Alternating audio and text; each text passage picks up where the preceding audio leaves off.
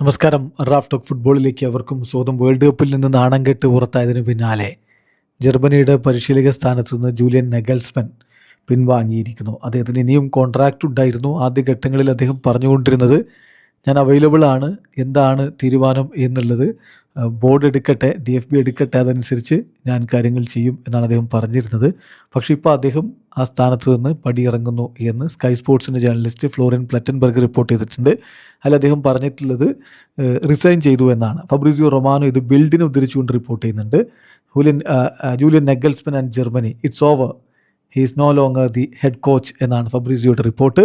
Decision made and Nagelsmann leaves the job after poor World Cup as Bild reports എന്നാണ്. അതായത് German മാധ്യമം build report ചെയ്യുന്നതനുസരിച്ച് അദ്ദേഹം ഈ world കപ്പിലെ മോശം പ്രകടനത്തിന് പിന്നാലെ പടിയിറങ്ങാൻ വേണ്ടി തീരുമാനിച്ചിരിക്കുന്നു. അടുത്തത് ആര് എന്നുള്ളതാണ് ചോദ്യം. കഴിഞ്ഞ കുറച്ച് ദിവസങ്ങളായിട്ട് നമ്മൾ കേട്ടുകൊണ്ടിരിക്കുന്ന പേര് യെർഗൻ ക്ലോപ്പിൻ്റെതാണ്. യെർഗൻ ക്ലോപ്പ് ഓപ്പൺ ആണ്. അദ്ദേഹം ഈ ജോലിയുടെ കാര്യം ഡിസ്കസ് ചെയ്യാൻ റെഡിയാണ്, കോച്ചാവാൻ റെഡിയാണ് എന്ന തരത്തിൽ ഫബ്രീസിയോ റൊമാനോ ഒക്കെ നേരത്തെ റിപ്പോർട്ട് ചെയ്തിട്ടുണ്ടായിരുന്നു.